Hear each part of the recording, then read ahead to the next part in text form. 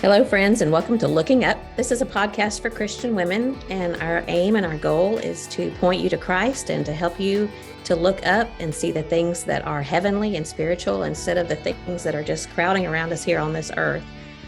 And we enjoy our week every week just sitting and talking to one another, and we are inviting you to join us and just kind of pretend like we're sitting at a table together and having a cup of coffee or a cup of tea, whatever you like. And I'm here with my friend and co-host, Kathy Pollard. And how are you doing this week? I'm doing great. I love the way you put that about things that we get crowded out with. And this is our opportunity to talk and look up. And I look forward to this every single week. Me too. Me too. Yeah. Well, what have you been doing this week? Anything exciting? Yes. Literally right before we started recording, I had company, and my sister and I invited our mom here to my house for a luncheon, and Ray came with her, and we celebrated Mother's Day early. Oh, that's fun. So yeah. And so we did like a little girly frou-frou kind of meal. And well, what I didn't know is that they turned it into an early birthday celebration for me also. So and Kristy made this beautiful, so pretty pink cake with the most gorgeous, I'll share pictures, of course, most gorgeous flowers all over it. And it was funny because it said happy, and then it said a blank day. And she said that's so it can be Mother's Day or birthday. Happy Mother's Day or happy birthday. And everything ended up matching. And Kristy's kind of a theme person anyway. She thinks in a design kind of a mind, so she had this beautiful pink cake, and then all of the gifts were kind of floral, and they all kind of matched, and the wrapping paper had these gorgeous pink roses all over there. Everything matched and was just beautiful. Well, Mom and Ray brought these big, beautiful, I don't know if you can see them in the background, those hydrangeas. They're big, beautiful pink hydrangeas. So they matched the cake and all the presents. Wow. And did they know ahead of time? No, I don't think so. I don't think they planned it that way. So it was really fun. I didn't know it was going to be a little birthday party for me also. But so we just finished up with that. We played a little game. We ate, we had cake, we played a game. It was fun. So it was you and Kristy and your mom and Ray.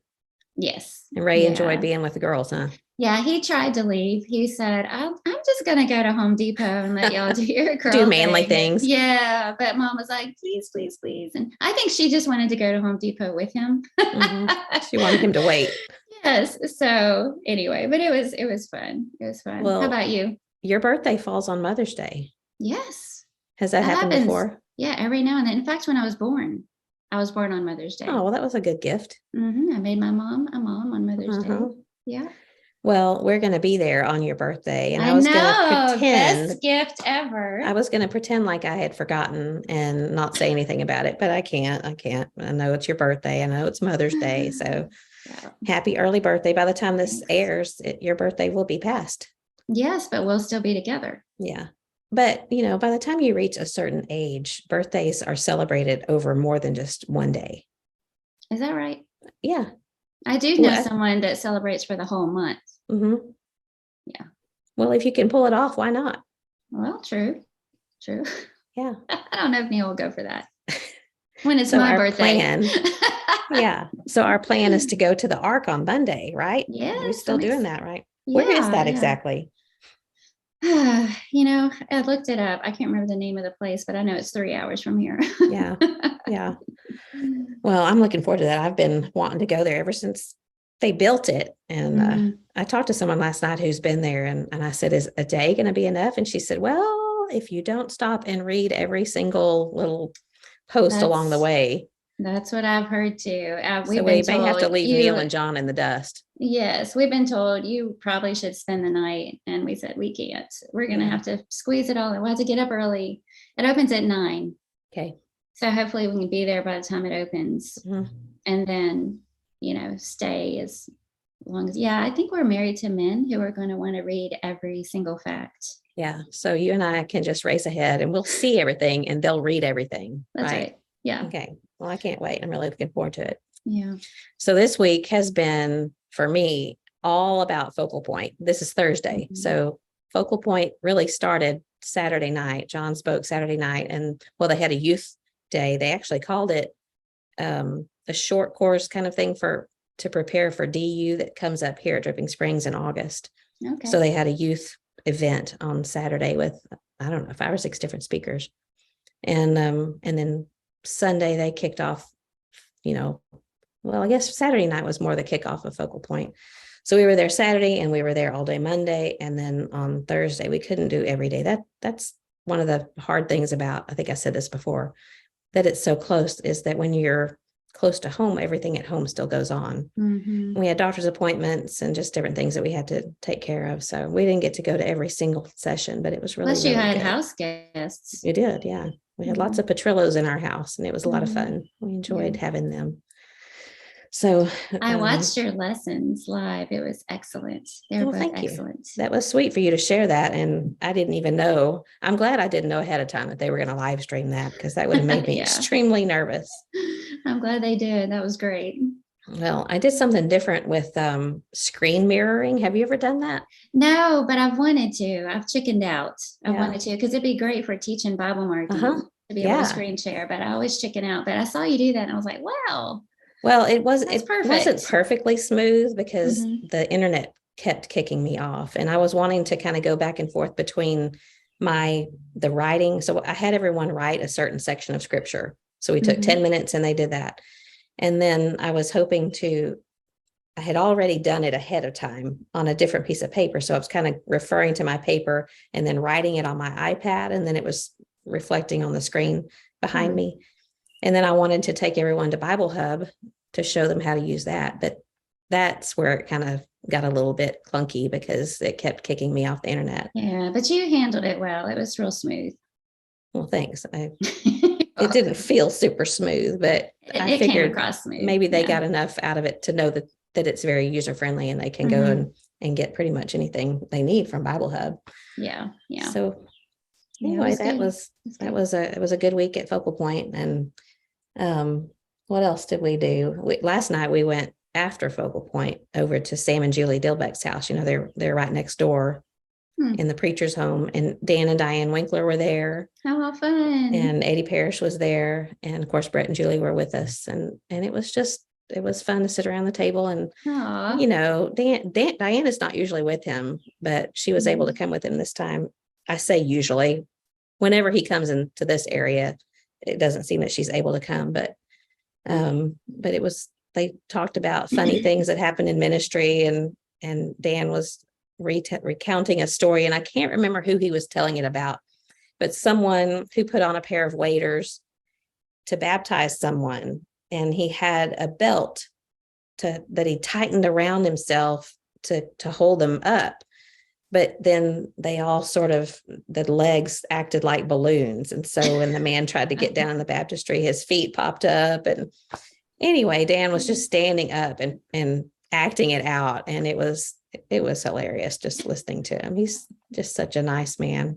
Yes, he's one of those guys that I always think, when I think of people that I respect and why do I respect them, I just think so much of him. He remembers people's names. He always remembers my name. And I always think, how do you remember who I am? And always he'll go to you to greet you. Well, because you're Carla Moore, Yeah, whoever that is. But you know what I mean? He's just... Yeah, he is. He's remarkable. He's a great man. He's genuine too.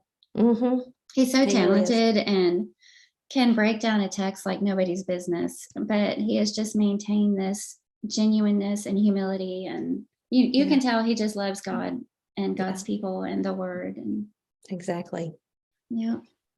And one of the days I picked up Mom and brought her, and then I was going to tell you about this because it's a little bit icky. It's a little bit boorish and immature again. Oh. Well, we didn't do any last week, so. We didn't. I thought we did a little bit, but. Did we? No, we didn't do anything boorish. So when I took Mom home, she lives right next to Doug, my brother, in his it's kind of like a garage apartment. And you have to just kind of walk along the side of this sidewalk. And she has a little dog.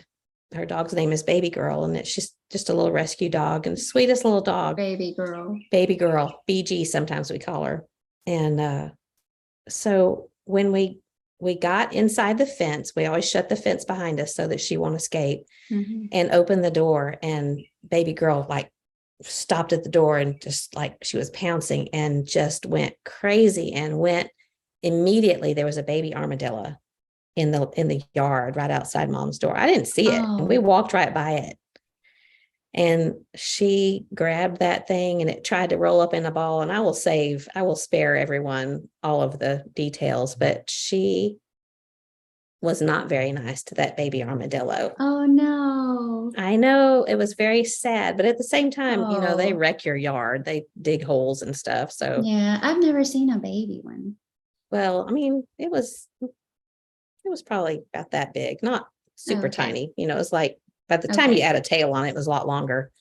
But yeah, she did what she was going to do. And then she just left it right there on the doorstep. And I had to deal with it because Doug was gone. So, and mom the whole time was going, baby girl, stop it, drop it, baby girl. And no, dogs are going to do what dogs are going to do. Yes. So that was my not so exciting thing that happened to me. I don't know why I had to feel the need to share that, but you're welcome. So we are all thankful. Yeah. I will not post pictures, even though I did take a picture of it. That's good. I had to send it to Doug and say, you're going to have to take care of this when you get home. Oh, that's pretty. What is that? Well, Lynn Height sent me this. Oh, that looks like a thing Lynn would do. Yeah, look at this side. So it's this quilt piece for the tabletop.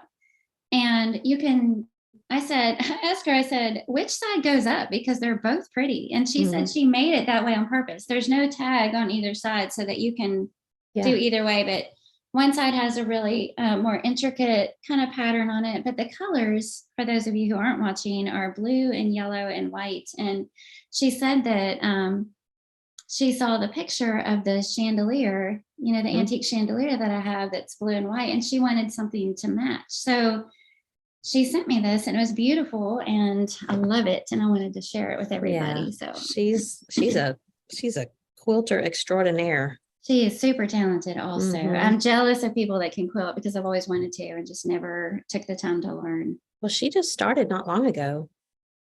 You could learn it if you wanted to, if you had a little time, but you don't have time. So yeah. Well, we're going to talk about that.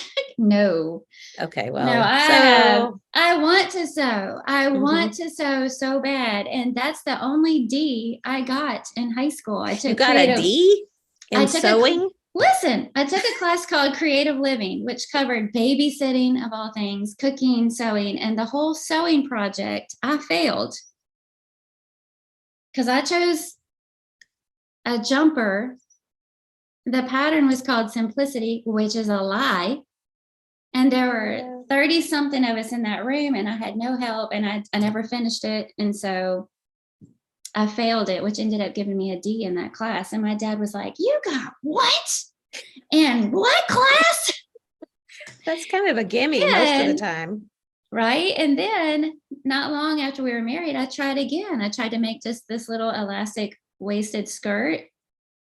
Didn't finish it until 2 a.m. And I thought, this is not worth it. It's just not meant to. I can sew a button and that's about it. You can grow things and you can and you can make soap and you can mill your own wheat and make bread and you can give fantastic lessons and you're hospitable. And I can buy my clothes. And you can buy, and it's cheaper. I tell you, it's cheaper. Oh, it's way cheaper. Fabric is not cheap. No, especially nice fabric. So, well, hey, I did watch that cooking show. The one about in Paris. How do you say it? Le Pichon or La Pichon? Yeah. Pichon. And what does that mean? Do you know? Did they ever explain that? I didn't know. I didn't hear. I didn't hear either. And they call it the peach. So I wonder if that's what it means. Oh, maybe so. Probably. Yeah. That was fun. Isn't that cute? It was kind of one of those things. I was getting ready for people to come over. And so I didn't sit down to watch it. And so I probably missed out on a whole lot, but it was so much fun. And just, I want to go now. So let's start. I'll add a quarter to my savings every week and little savings jar, fit $8,000 in there. And that does not include your flight. Yeah. Well, we can work on that. Maybe we might be a little older when we get around to it. And I have to admit, I don't know about the big fishy soups and things because I'm not a huge fish soup lover, but but you might be. yeah, when you try stuff like that and the flavors, but the cheeses looked amazing. Man, the cheeses. Yeah. And just to and go the to the market. Oh, I know. I love it. It's so fun. Well, Well, we're starting to get a little color here on the farmette. So it won't be as brown as, the farmette. It won't be as brown as it was last time you were here. So our roses are in bloom. The irises are blooming and they're yellow. We're starting to get tiny little apples on the apple tree. And so just, I love this time of year where things are really starting to come to life, and it's so exciting. So. Yeah. Well, did you garden anything, harvest anything?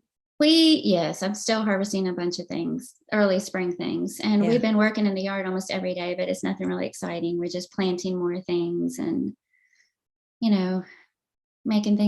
putting things in pots here and there and stuff like that. So, well, I harvested some basil from my little tiny herb garden. Yeah. Right. Put it in my lasagna soup the other night.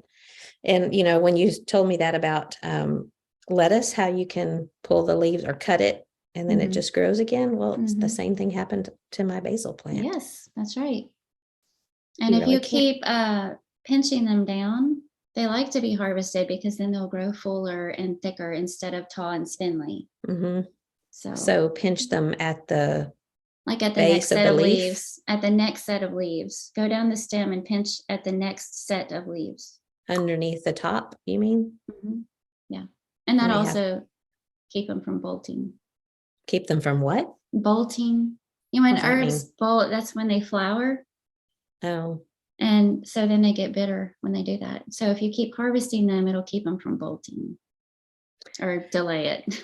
Well, it may be interesting because we leave tomorrow for 2 weeks, and it's supposed to flood here on I think Saturday. Yeah. So I don't know what to do with them. Like, I don't want to leave them out to get flooded, but they also need sun. Is somebody house sitting for you? I think Kyle will probably, if he doesn't stay there, he'll come over. Do you have a sunny plate?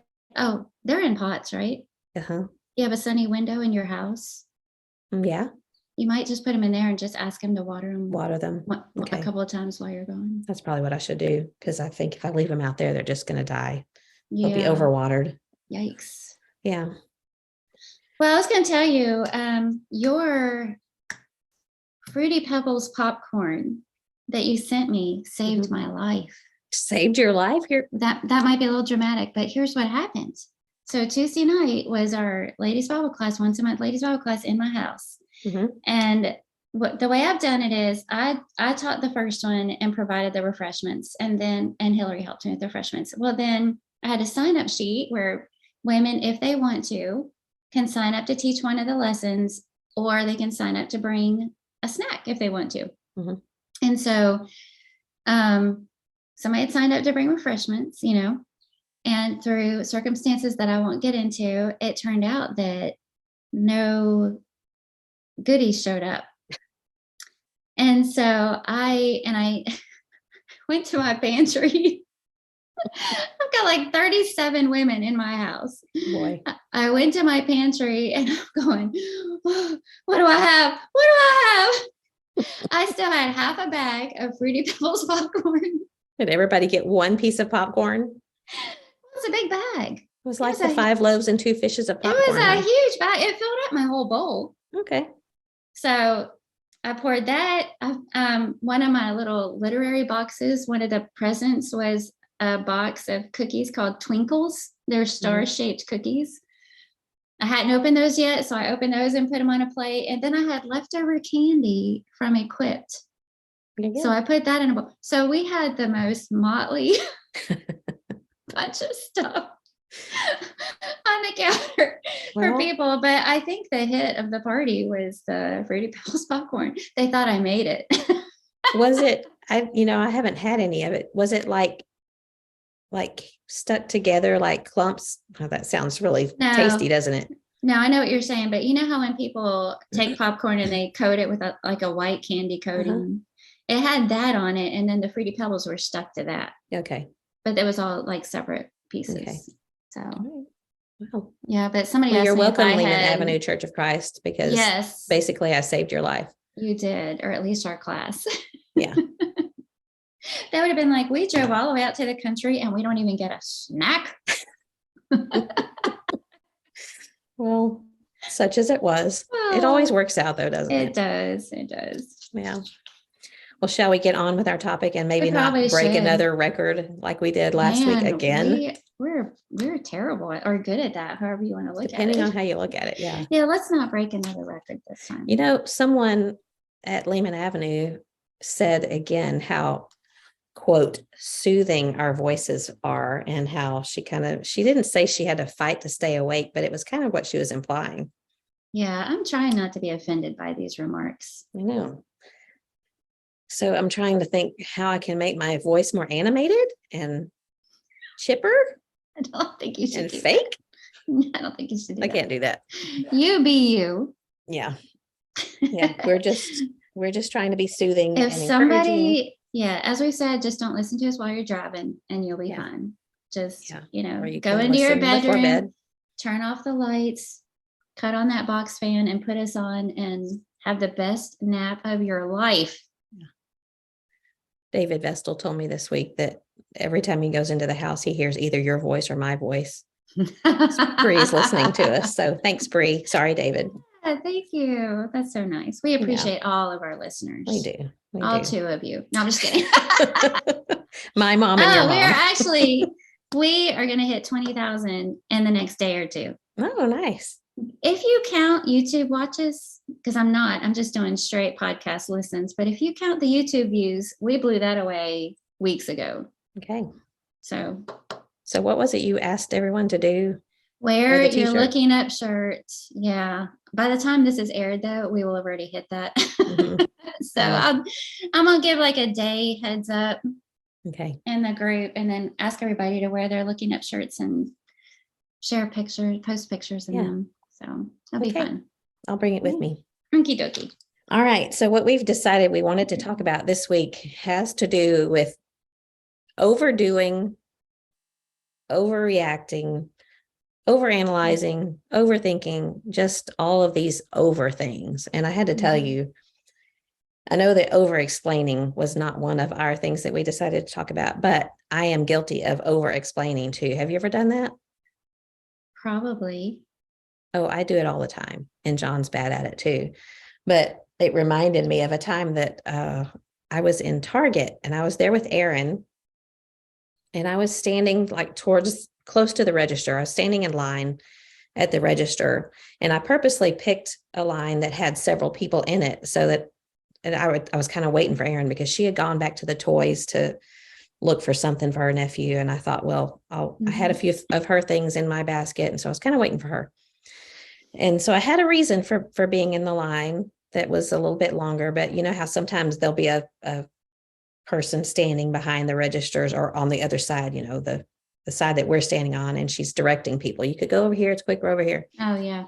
So she told me, if you want to go over here to aisle 8 or whatever, it's quicker. And, I could have just said, it's okay, I'll stay here. But I wrote down what I said later because I was trying to think about, I should not over-explain like this all the time. But I said, it's okay. I have some of my daughter-in-law's things. She's coming, but she's looking for a toy for her nephew. But if she's not here when it's my turn, then I'll move around and get in a different, and I just went through the whole spiel of why I was in that line. And I could have just said, it's okay, I'll stay here.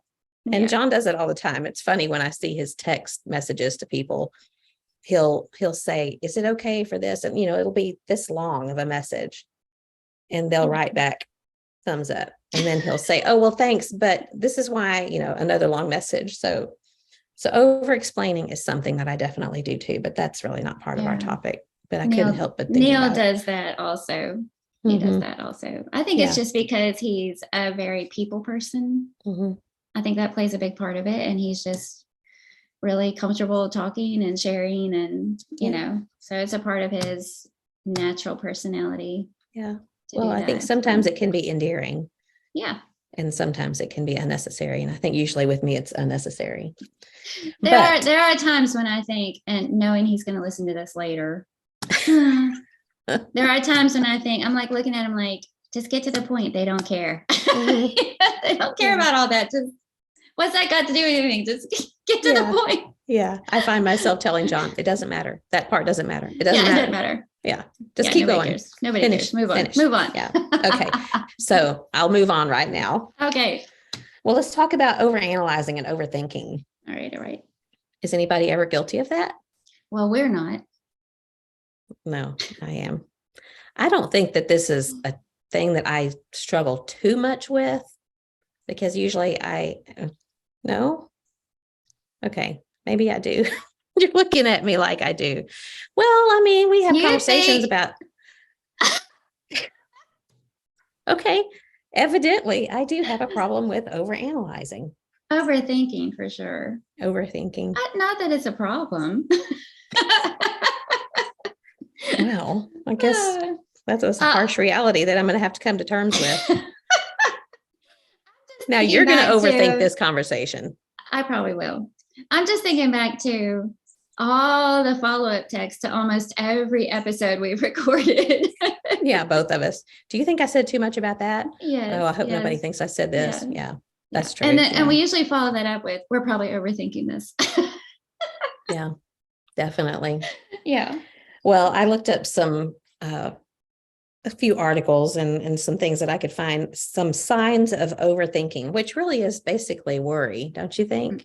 Probably. I mean, there's more to worry than overthinking, but I think most overthinking is worry. So here is a few signs of overthinking. You're not present emotionally with others. You're distracted because you've got things running through your mind and I do this while someone's talking. I'm still thinking back on something I said that might have not been the right way or whatever. So you're kind of checked out when you're talking to people. Interesting. Yeah. So and here's another one. You constantly ruminate on thoughts, circling the same thought block over and over. So you're just thinking constantly about things. You keep bringing up the same stuff over and over when you're talking with others. And I find myself doing that. You know, I can't move beyond something because I'm still thinking about it. You tend to relive embarrassing moments. Yeah. Do you have any of those that just kind of make your stomach twist when you think back on them? But doesn't everybody rethink embarrassing situations? I mean, the fact that it was embarrassing. Yeah. You know. Yeah. I think of some embarrassing things and I can just put the brakes on. Don't go there. I can do that. Yeah. I think it's just redirecting my thoughts somewhere else. Those are the really, really embarrassing ones that I have to do. You have difficulty concentrating on the tasks set before you. Your overthinking holds you back from being your authentic self. So those were several things that this person listed about overthinking and worrying, mainly just replaying things in your head and obsessing over something that we said. And what about the unknowns and the what ifs? Yeah. I don't know that I would have connected some of those with overthinking or overanalyzing, because I feel like I struggle with that. But some of those things you mentioned, I can see, and a lot of them I can't. Like which ones can you not? Like I don't feel like I keep going through the same thoughts over and over, like obsessively going over them, or I don't feel like I'm not present emotionally or in the moment with somebody. You know, later I might think back on the conversation and think, oh, I hope that wasn't taken the wrong way, or I should have said this, or I wonder what they meant by this. You know, later I think I do that, but I don't think I do it when I'm with people, I hope. Yeah. Well, I know we've talked about this a little bit before, how if I'm meeting someone new, I'm usually thinking about what I'm going to say next. Yeah. While they're talking, and then I completely miss what they're saying and I can't remember their name. Yeah. You know, I do that pretty often. Neil said we had a couple visiting Wednesday night that he had met, I guess, the week before, and he had forgotten their names. And he said, I need you to go meet this couple. And I said, okay. But then he goes, but I need you to pay attention and remember their names. So you can tell me. And it's sad, but he knows me well because I'm really bad about that. And maybe that goes back to that, not being there or something, but I'm really bad about meeting somebody and then thinking I have no idea. They just told me their name and I have no idea what it is. Yeah. Well, what are things that you overthink? What do you find yourself overthinking about? Well, I jotted some of those things down. Conversations with others, especially if they react in a certain way, or especially if a text, because you can't read tone. Yeah. Or if somebody doesn't get back with you, I go back and read, what did I say? Did I say something that they took the wrong way? That kind of stuff. And then I also jotted down presentations or really any kind of performance-y kind of a thing. Later on, I definitely am going back, oh, I should have said this. I meant to say this. I can't believe I left that out. I wonder if that came across the way I meant it to. I definitely overanalyze after something like that. The podcast. Yeah.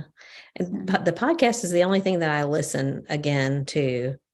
Like if I speak somewhere, I don't listen because I guess, I don't know exactly why. I guess there's nothing you can do about it at that point. It is what it is. And, but with the podcast, I feel like it's this conversation that you and I have had, and what did we say? And other people I know are going to refer to it later, and I might not remember. A lot of times somebody will say something, I don't remember what they are talking about that we said to one another. So I go back and listen to it, Or we recorded another one since then. Yeah. But I'm the exact same way. I don't ever go back and listen to any lessons that I present. And I did that once, and then that was horrible. That was enough. But I do listen to the podcast. Well, first of all, because I'm editing it. Yeah. Editing. Yeah. But yeah. Well, I asked just like an hour or two ago in the Facebook group, what are some things you overthink and overanalyze? So I thought it was kind of interesting, the different responses.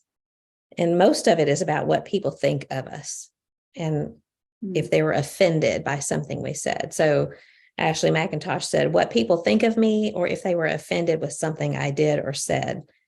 And Kayla Hyde said, this is me every time I leave the house. So Kayla thinks she has that trouble all the time. And it's funny when I was reading through these, because I know a lot of them, and I would have never thought that about Kayla. She's, she's funny and sweet, and maybe it depends on the kind of attitude we have towards people. And if you expect that they're going to be sweet and kind and nice, and you're not waiting for someone to be rude and ugly, then you're not going to think that of them. You know what I mean? So Holly Smith says packing for a trip. She overanalyzes packing for a trip, which I think that's awesome because, that's not going to hurt anybody. That's just going to be an incidental thing if you forget something. Yeah, being prepared. And several people chimed in with that. A lot of people did. This is more than I've seen since I last looked at it. Zephyr Williamson said, every conversation I have after I have it. Yeah. And then someone else chimed in and said, every conversation for days, which is sad. And someone else, Kaylee McKee, said everything. And then a lot of people said, me too, me too, me too. Team everything here. Job insecurities. Someone else said everything. Celicia Grider said people's intentions. And then she followed up a few minutes later, and now I am overthinking giving just one answer. Maury Beth said my weight. We overanalyze things like that, how we look and how something fits us, or makeup or hair, whatever. Melissa McCullough said the list is long.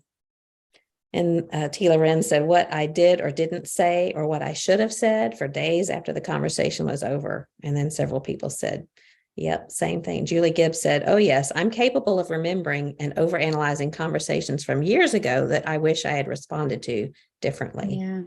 That's the truth. So Edie Cozort said, overthinking about health in the future. it puts her on edge because she has a chronic illness. So she's worried about what's next. Renee Grimsley said, inviting friends over. Yeah, I have that on my list because I was Do thinking, well, in what way?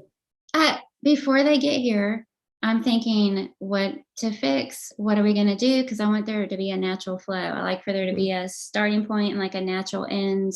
We're going to eat, we're going to play a game, we're going to, or we're going to sing a few songs, or we're all going to, whatever. I like for there to be a progression. So there's no time for awkwardness. And then afterwards, when I'm cleaning up, I'm thinking back over it. A lot of times Neil and I are talking about, how do you think that went?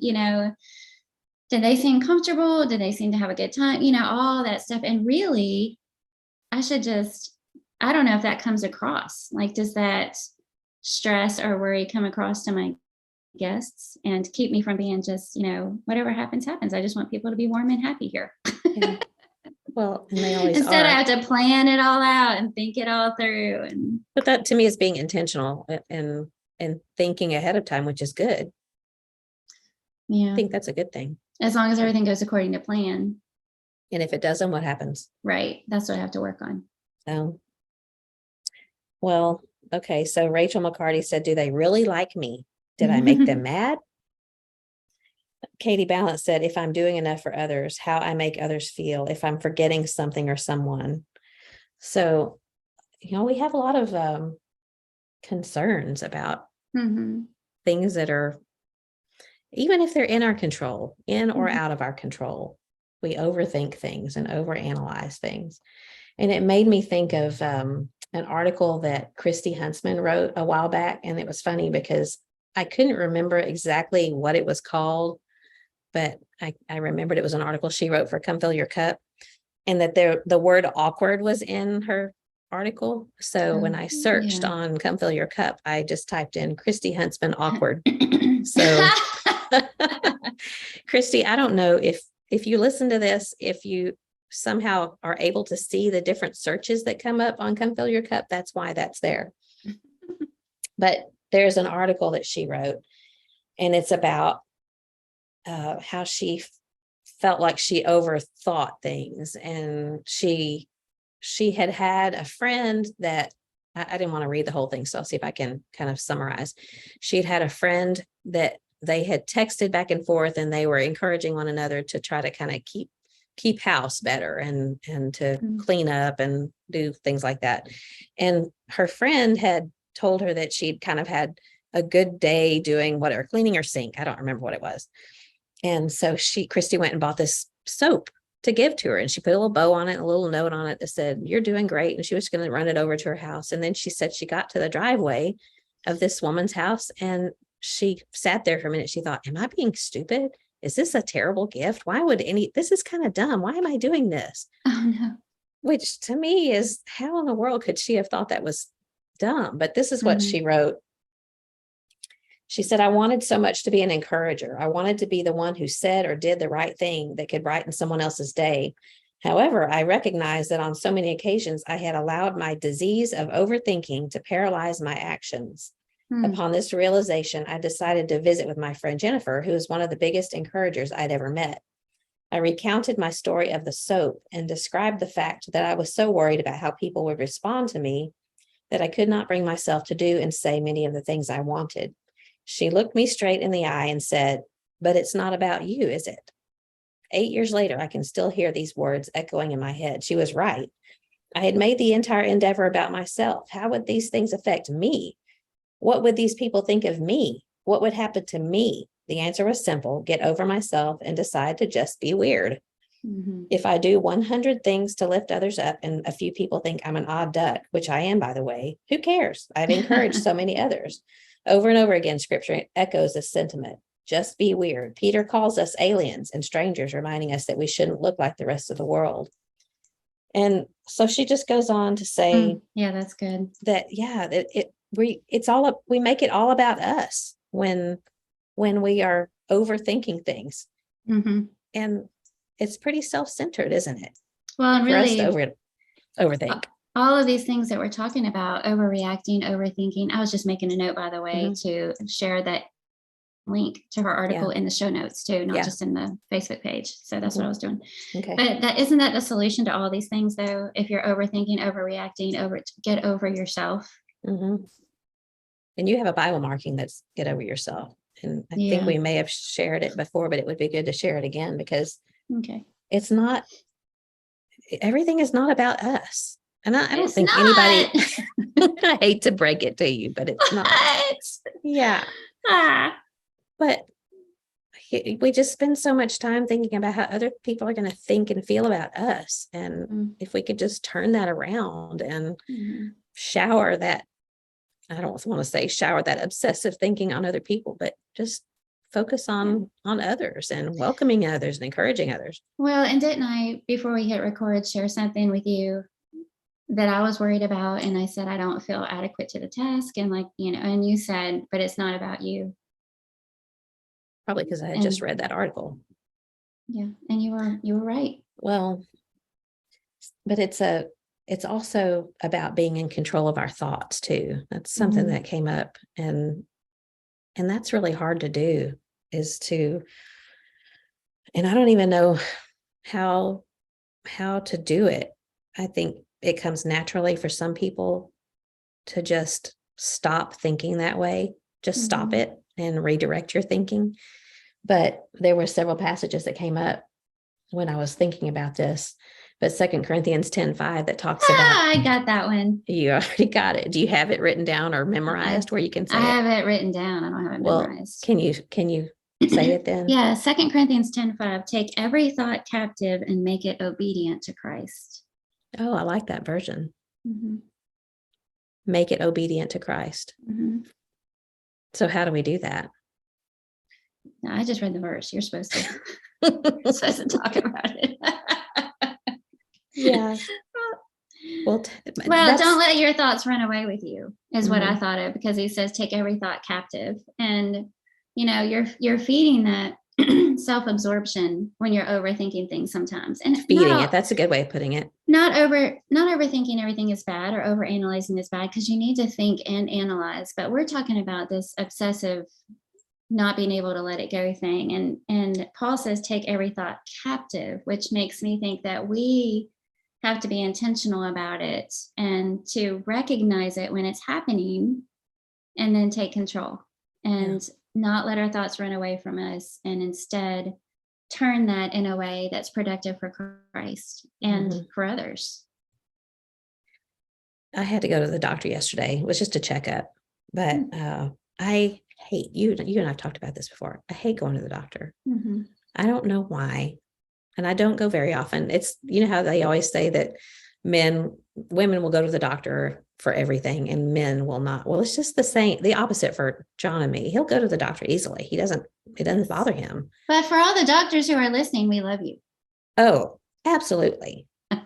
What doctor's listening? And I really do like our doctor a lot. Yeah. But there's just something, I get white coat syndrome and my blood pressure, which is already tends to be high. Whenever they take it at the doctor's office, I'm like, I promise it's not this high at home, because I take it every night before bed. I take my blood pressure and I write down the results. And when I get there, it's like 30 points higher because I'm nervous about it. Yeah, it is. And my point is, before I go, I'm so nervous and I'm just like thinking, what if they find something wrong? What if there's something serious wrong? But what if, and what if this hurts? Or so then I kind of have to like slap myself around a little bit and play that what if game. Okay, well, what if they do find something wrong? Well, I'm going to the doctor and they'll be able to help me with it. Well, what if it hurts? Well, so what? It's not, I think I'm going to live through it probably. And if not, what if there is something really wrong? And I have a hope that if that really is taking it way down the road, but I just realized how ridiculous I'm being. And that helps to calm me down, just to kind of play that game. Well, what if? Well, then this will happen. What if that happens? Well, then this will happen. Yeah. To me, that's a little bit of that taking things captive, taking my thoughts captive and not just letting them run away with me, because otherwise it's just this vicious cycle of nerves and just silly things that I'm thinking about that I just really have no business letting my mind go there. And then if you do let your thoughts run away from you, a lot of the things that it leads to aren't good. And you mentioned worry. And some of those things that the lady shared in answer to your question, a lot of them sounded like worries, things that we worry about, but also doubt, and when we start questioning or overanalyzing things, it can lead to doubt, it can lead to fear. And which is kind of what you were talking about with your doctor's visits, so that's why it's important to talk about it and learn how to manage it, especially if you already have that tendency. And it sounds like a lot of us do. Yeah, I think so. Even if it's about different things, maybe it's not about physical things. Maybe it's more about what people think of us. I think we all have a lot of things that we struggle with in that area. I found Psalm 94:19. Did you have that one? When my anxious thoughts multiply within me, your comforts delight my soul. Yeah, I've heard you quote that before. Yeah, I love that one. Can you say it again? When my anxious thoughts multiply within me. And I just think about compounding them, overthinking. Your comforts delight my soul. So turning to God, turning to the word, filling his peace. Yeah. Think about Philippians 4:6 and 7, fill it with his peace instead of being anxious. And I had that one written down, Philippians 4 through 9. And that, John uses that a lot when he's talking about counseling situations and how we can really help matters by praying right, thinking right, and living right. And it may sound a little bit simplistic, but it really does have a lot of effective ways of dealing with worry, which kind of overthinking, overanalyzing is. But verse 4 says to rejoice, and that's intentional. So I think we can redirect our minds from that overcritical, overanalyzing thoughts and rejoice. And then he says to be anxious for nothing. And this really it's all about being anxious, but in everything by prayer and supplication with thanksgiving, let your requests be made known to God. And then the peace of God will guard your hearts. But then he goes on and talks about the things to think about, the things that are true, honorable, right, pure, lovely, of good repute. If there's any excellence and anything worthy of praise, he says, dwell on these things. So we're dwelling on silly things, what ifs. And when I look at that list, things that are true, things that are honorable and right, lovely. So all of those things, what we put into our minds, that's what comes out. And I know we've talked about that before too. What spills out of you when you're squeezed. So what are we putting in our minds? Is it things that are true and right and noble and of good report? And those are just so important. I think about some of the movies that we watch, and I don't want to be critical of people that like to watch scary movies, but I just can't. Hey. I know, but no, I'm talking about the kinds that are just really not good for your mind. Because we talked about The Sixth Sense, and that's suspenseful. Yeah. But the gory stuff. Yeah, I don't like slasher movies. Yeah, because to me, that's putting things into your mind that just don't really need to be there. And it's not going to help you. So I really like Philippians 4. I thought of that verse too, because that list is so long that if you're spending your time just trying to accomplish that, you're not going to have room in your mind for all these other things that we're fretting about and worrying about. And what is going to happen if you let it go and you just stop overthinking? What's going to happen? Is it going to, is continuing to overthink it change? Is it going to change anything? Is it helpful? Help anything? No, you can just let it go. We can just let it go. And I was thinking about, as a solution, maybe think about what's at the root of it. For me personally, I know it's my pride. And I really struggle with that and this need for things to go right and to be perfect and to, I want my lesson to be perfect. I want everything to be smooth. And so when I'm overthinking about it later, is it because I have this need, a prideful need to be perfect? Do you care too much about what other people think of you? A lot of this stuff goes back to our impressions that we leave on people or what they might think of us. And neither one of those things are great motives for life. Yeah. And so maybe figuring out what's at the root of that overthinking can help us address it. That's interesting. I had not thought about how pride would be connected with this. To me, I think mine is more, or it can be more of a lack of faith, maybe. Mm-hmm. And not having the right things in my mind, the right motives, maybe. I don't know, but you're right. Mm-hmm. Getting to the root of what's causing it is challenging. And that's a good use of time, is figuring out what's behind it. Well, have you ever, you misspeak, and sometimes you never know it until you go back, like on the podcast. Mm-hmm. I've already caught myself. I don't catch it when it happens, but when I go back and listen, I misspoke. I don't know what I thought I was saying in my head, but it didn't come right out, or I turned words, you just do things like that. Mm-hmm. And it's just a tiny little thing. And I'm going, just slow down, be intentional with your words. What's the matter with you? Think things through, and really it's just not a big deal. Yeah. Who cares? And so that's what I'm talking about. It's like this whole pride thing of, why can't I just get it right? Why do I have to, when I meet people smart, do I sound like an idiot all of a sudden when I'm talking to them? Yeah. That kind of stuff. It's a pride thing. Yeah. It's a pride thing for me. I'm not talking about anybody else. I'm talking about me. Well, I know that's what it is. But everybody has to think about what's at the root of it for them. Mm-hmm. Well, I just lost my train of thought, and I'll overthink that later. Don't let your thoughts run away from you. Oh, I know what it was. I was just thinking, I think that everyone else gives more grace to us than we give ourselves. Yes, so true. Because I can honestly tell you that looking back or listening back to a podcast, there might be something that one of us misspeaks. And if it's you, I don't think anything of it. Mm-hmm. In fact, I probably don't even notice it. And so in that sense, I see what you're saying about pride, because we're focusing on ourselves rather than other people. But like I said, I think we give other people grace more than we give ourselves.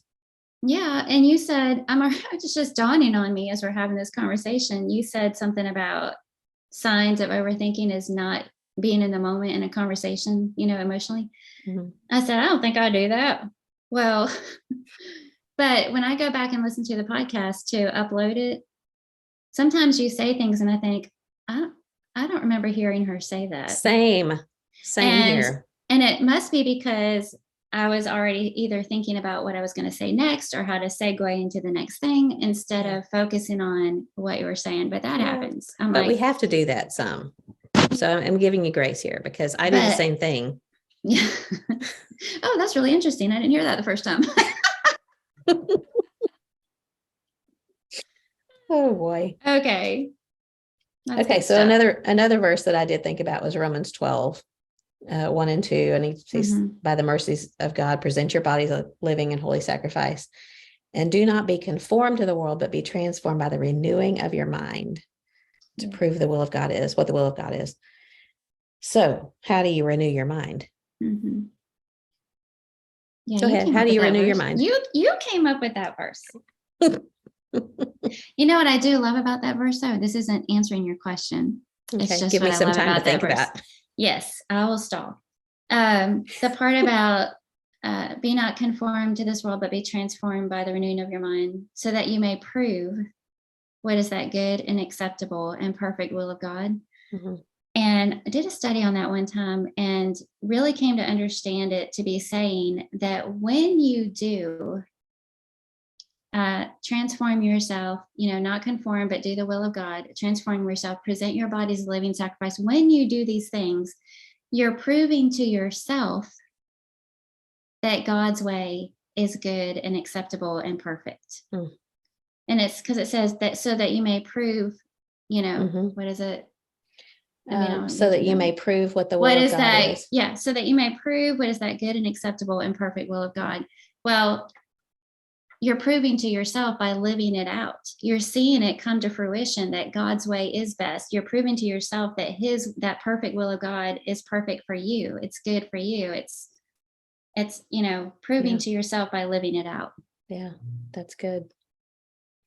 Well, I guess with renewing your mind, I think of training your mind. Hmm.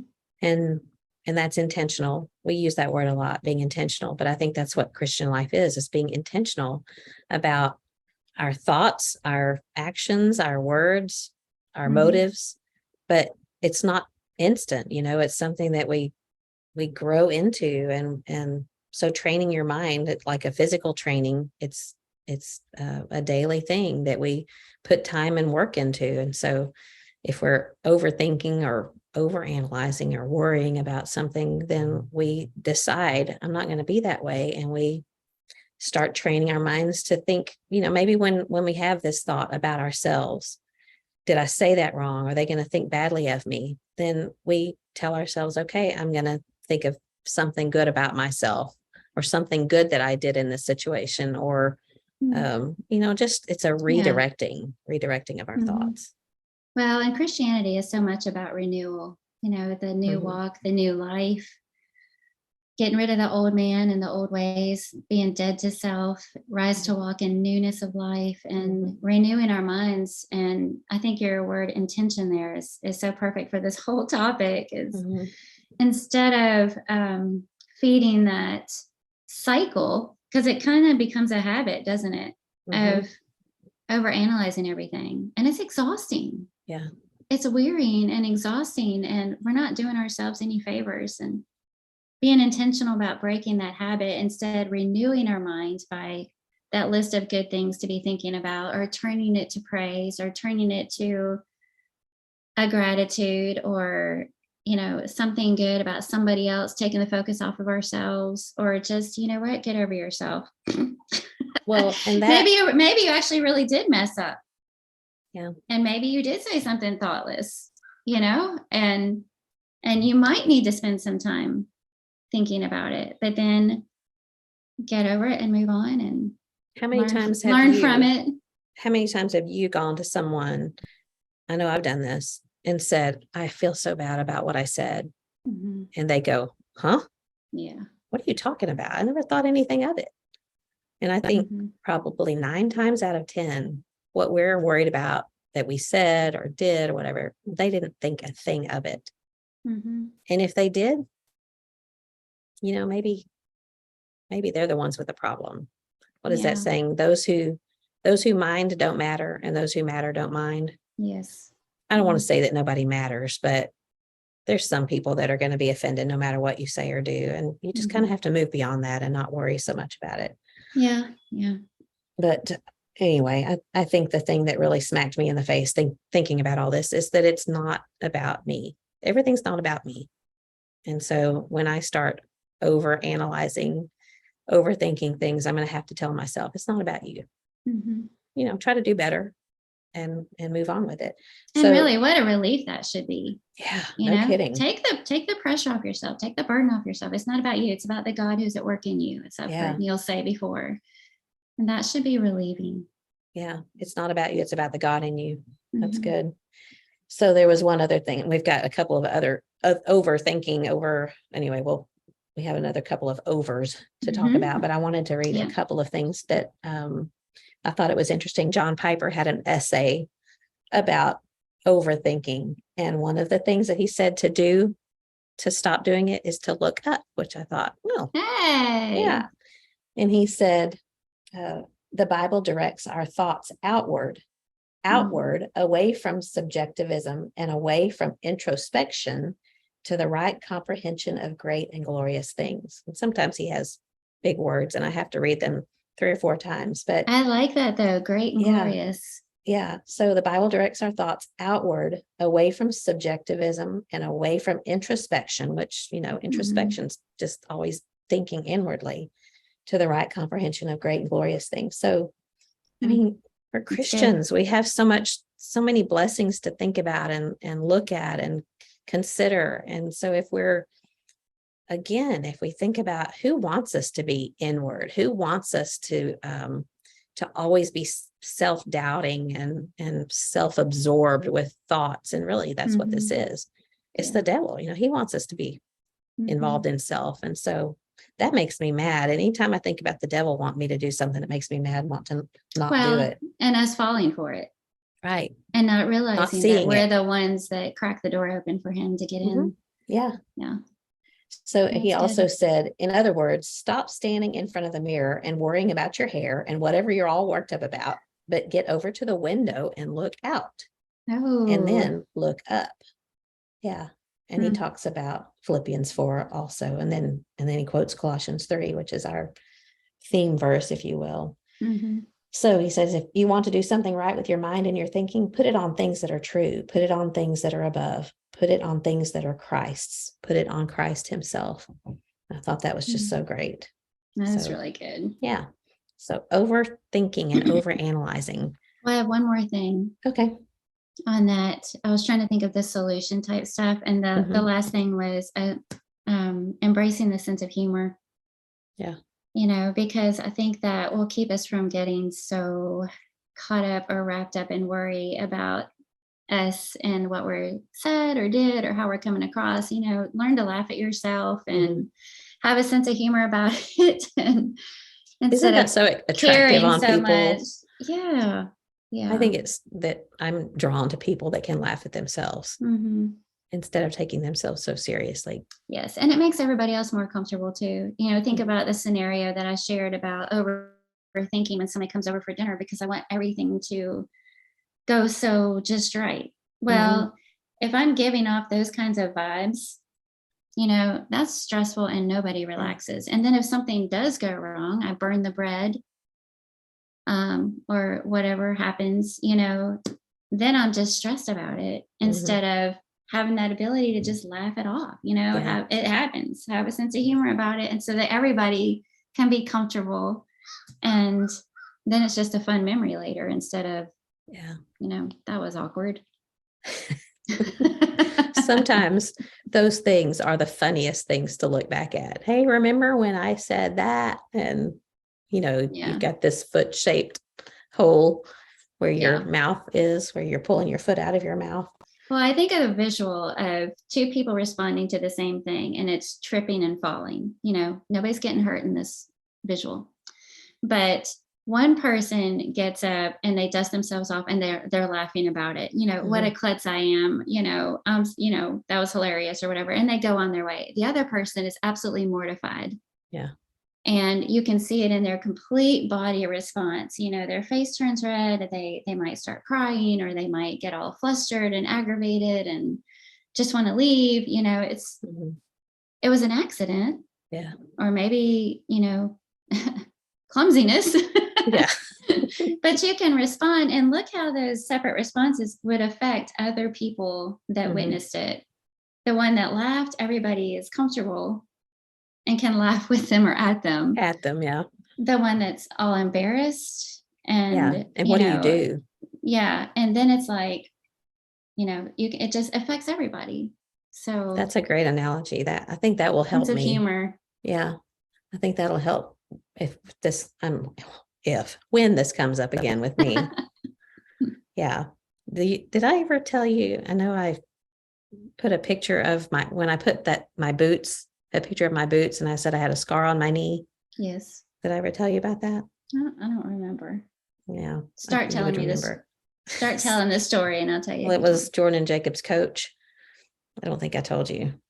That doesn't sound so familiar. Anyway, I had gone to the high school to pick one of the boys up, and I had parked the car, and then I was walking across to go to the gym for whatever reason. And they have this coach, and we're still in contact with him. He's a young man. Well, he's probably he's still young. He's still young because he's younger than me, and I'm still young. So he was across on the other side of the street, and there was 2 curbs between me and him, and I was walking towards him, and I just stepped off the curb wrong and landed I face planted in the street. Yeah. And popped back up. You know how you pop up. Oh, I'm fine. I'm fine. I'm fine. I'm fine. And you got blood dripping down your leg. So I had blood dripping down my leg, and I'm trying to wipe it up and trying to, and I see him, and he could tell that I was okay, but I could see his face, and could see his mouth. I'm doing it, but if you're listening, you can't tell, but he was fighting so hard not to laugh at me. And finally I said, just laugh. It's funny. It's funny. Okay. Just laugh. So we both busted out laughing. And every time I look at my knee now and see that scar, I think about that. So, yeah. So you have a permanent reminder. See, you handled it well. You Yeah, handled it with a sense of humor. I didn't know how else to handle it. So, but it was funny, and it's a little bit embarrassing when I look back on it, but yeah. Okay. So that's overanalyzing, overthinking, but we're also wanting to talk about overreacting. Yes. You don't ever overreact about anything, do you? Only with certain people.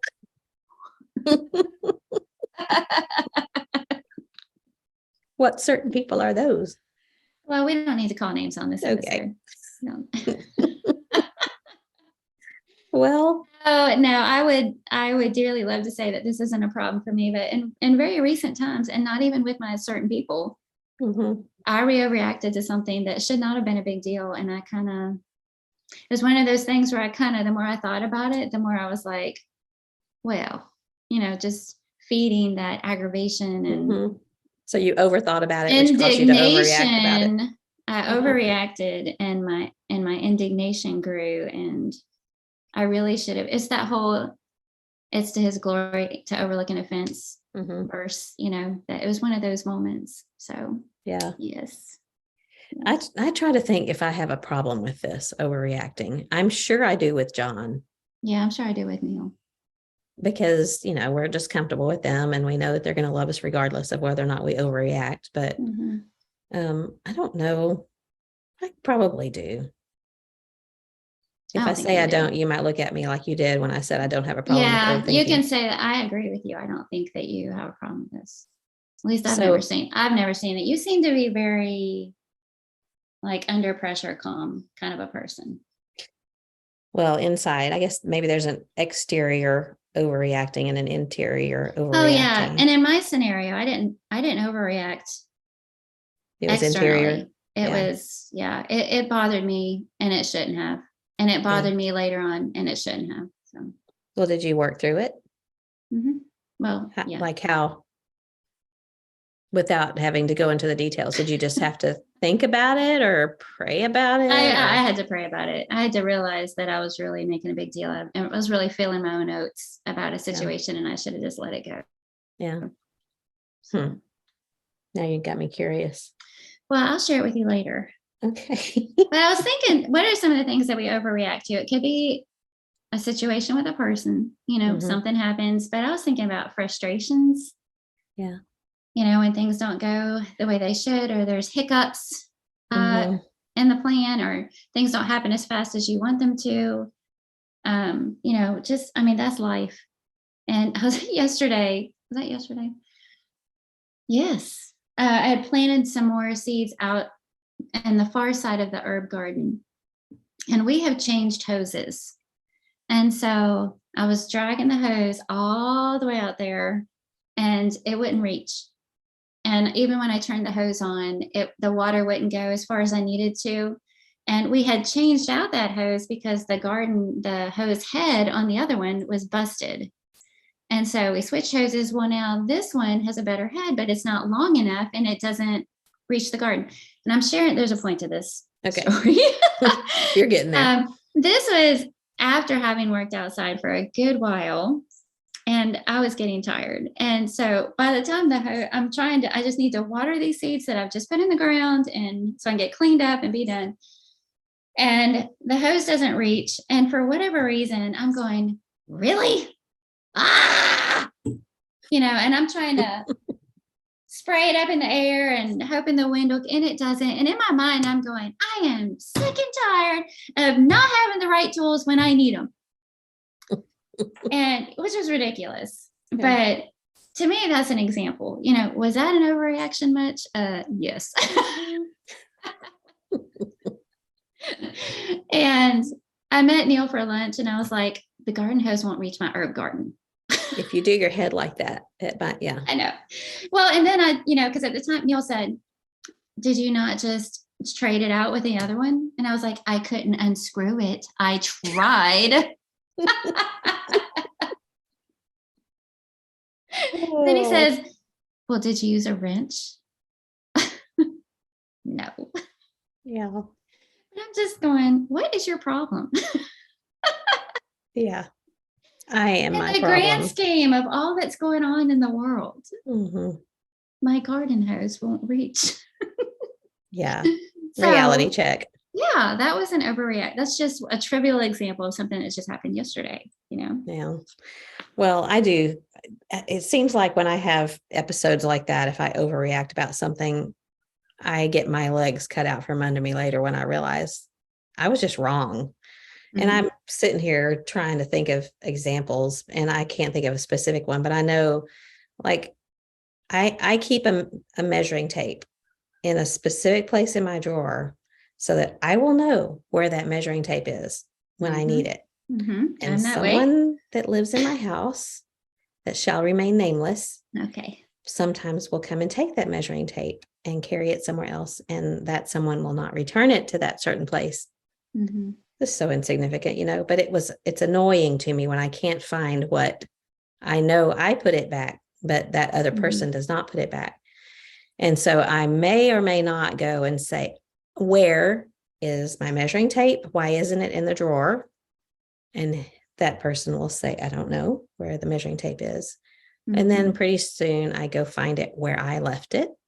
Oh, yeah. Oopsie. That's happened more than once. Oh, no. So a lot of times we overreact about things that come back and bite us, Yes. Because that's a good example. We're dumb, and we I guess overreaction in my mind is a lack of mental control. And we really need to rein it in and get control.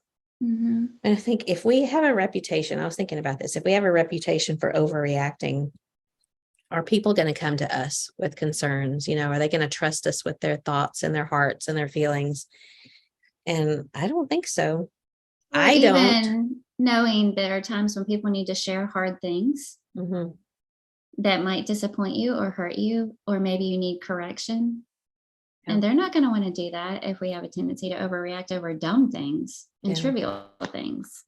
And when you're saying that, it's making me think back in parenting. And this is not the season of life that you and I are in, but that was a big deal back when we had teenagers and thinking about things that are going on in their lives. And if we overreact, they're not going to tell us, or they're not going to feel like they can confess things or confide in us if we overreact about them. So I'm glad you said that, because I hadn't really even thought about that. But I know that there are a lot of people in that season right now that are raising children and just really have to have that mental control, because kids can make you angry and they can do dumb things, and we have to be in control and not overreact. Yeah. And some other situations we might overreact when things don't meet our expectations and measure up, or a big one for me is fear. Yeah. So, you think about, I think you've even shared this example before of somebody not being home when they're supposed to. And that's fear. You overreact when they're finally safe or okay, but you usually react in anger. Yeah. And a lot of these things, it seems like in all of these situations, overreacting usually looks like anger. And regardless of what led to it or what was at the root of it, and that's never good. And it looks like we went in the same direction, because the verses that I jotted down had to do with ruling your spirit, controlling your emotions. But what you just said again, and you said it when we were talking about overanalyzing, is get to the root of it. So getting to the root of why you're overreacting is maybe a way to prevent it and think about it before it happens, and to prevent it from happening. Are you hungry? Do you need a snack? Yeah. What are those? The Snickers commercials? Yeah. Do you need a Snickers? Do you need a Snickers? Yeah, you'll turn into somebody nicer if you have Do you chocolate need makes. to keep some beef jerky in your pocket? We'll get a little linty if you put beef jerky in your pocket. In a wrapper, Carla. Okay. Is there such a thing as individually wrapped beef jerky? I've never seen it. There is? Yeah. Well, I guess I'm thinking the little the individual portions that come in those little packs. And then there's beef sticks. Yeah. Okay. All right. We digress. Good to know, though.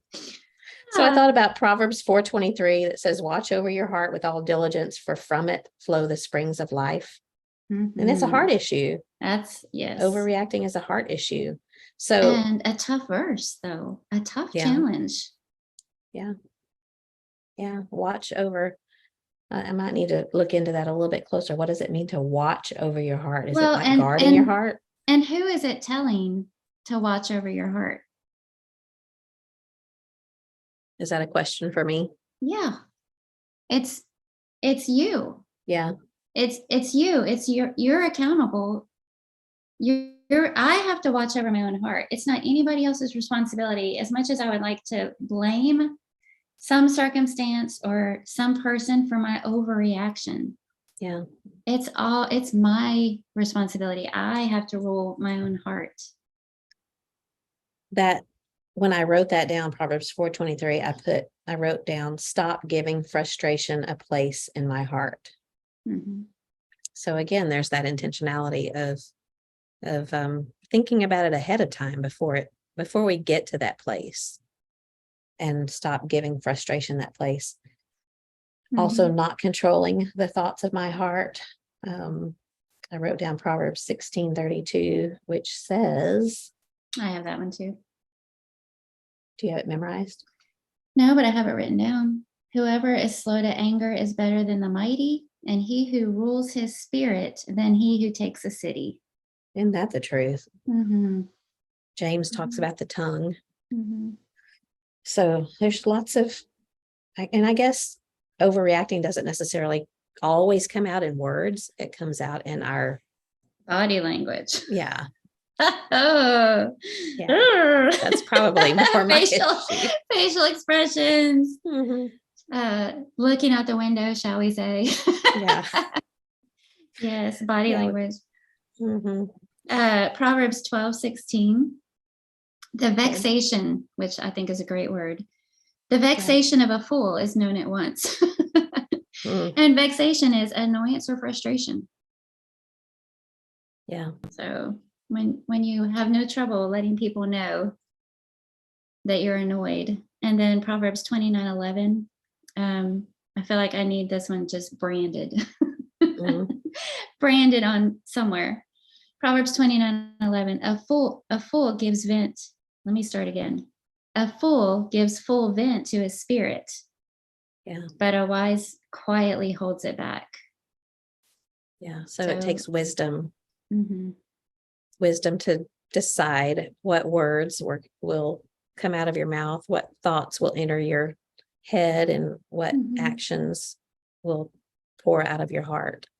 And I think this verse to me is a challenge, but also a consolation, because you're going to feel those things sometimes. We're trying to renew our minds and we're trying to be intentional, but things are going to happen and we are going to feel frustrated and aggravated or angry. And this verse tells me that our spirit's going to feel those things, but we just make the choice not to give vent to them, not to give full vent to them, but quietly hold it back.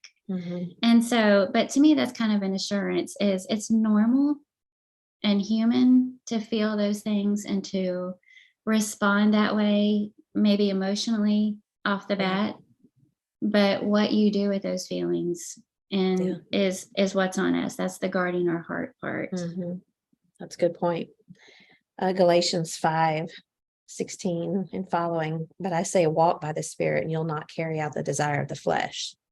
So if we're spiritual, the things that we want, we won't do them. We won't give vent to them. For the flesh sets its desire against the spirit, and the spirit against the flesh. So it's this constant battle. And like you say, I think that's not ever going to end. maybe at some point it gets easier. And I think it does. It's maturity, not just physical maturity, but spiritual maturity as we grow. And the spiritual is what he mentioned earlier in Galatians about the fruit of the Spirit looking like love, joy, peace, patience, gentleness, self-control, those things that we're trying to fill our heart with, which again pushes out some of these other things. Yeah. Think about Paul when he said the things that I would do, I don't do, and the things that I don't want to do, I do. So obviously it's just it's part of the humanness that we're. Oh, wretched man that I am. Yeah. So I think if he can battle it, if he has issues with it, it's natural that we are going to be too. My New Testament one is 2 Peter 1, 5-9, that list of Christian graces that we are trying to grow in and add to our faith. And one of them is self-control. And at the end of that passage, he says, whoever lacks these qualities is so nearsighted that he is blind. So think about self-control. Yeah, if you're not working on self-control, we can't even see it ourselves. And that's a sobering thought. It is. I was thinking too about Ephesians 4. He starts off the chapter saying, therefore, I, the prisoner of the Lord, implore you to walk in a manner worthy of the calling with which you've been called. And then he says, with all humility and gentleness, with patience, showing tolerance for one another in love. And that's all about not overreacting. I mean, it's more than about overreacting, but remembering walking in a manner that's worthy of the calling that we've been called, showing that we understand the value of what Christ did for us. And we're going to overreact about what? Exactly. The garden hose. Oh, I wasn't going to say that. But. What struck me about this when this topic was your idea and I loved it, but you said something about overthinking or overreacting, overdoing, all these over words. And I was thinking, am I going to be able to find some verses on that? Yeah. Initially, and in no time at all, surprise, surprise, the Bible always has the solution. It always has the answer. And so many verses apply to these things that we're talking about. And I'm so grateful for that. Yeah. Well, because it's applicable always in every situation in our lives. Okay. Well, what about overdoing things? Okay. Let's talk about that. Okay. I want to listen and you tell me. Okay. Well, I'm curious if we've gone in the same direction with this because we didn't talk about it before. That's true. I was thinking, go ahead. No, you go ahead.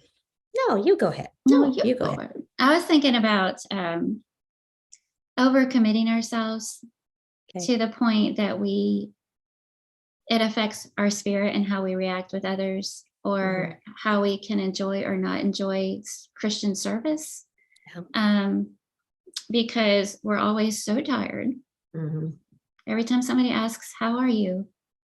I'm so tired. I'm so stressed. I'm so busy. How's your week been? Busy, and that's all people ever hear from us. And first of all, nobody wants to hear that. It's not a badge of honor. It's not a Christian badge of honor to be overworked to the point of being stressed. You're stepping on my toes. I'm stepping on my toes, Carla, because how easy it is, and to me, that's what I went to with something like overdoing it. It's hard to be present in the moment.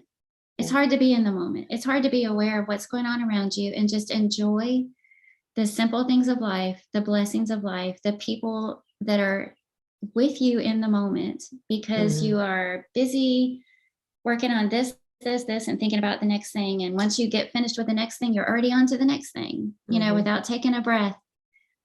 And I think there's a big difference between being hard at work for God and being overworked or overcommitting, and overdoing. Yeah. And I'm not trying to use this as an excuse for people backing off from service. It's not a matter of just retiring from Christian living or Christian service, but how much of what we're doing and committing to is really keeping us from maybe even better choices, Mm-hmm. or I ran across a quote that I can't wait to share because it really struck me. Being able to be there for people who need you. Yeah.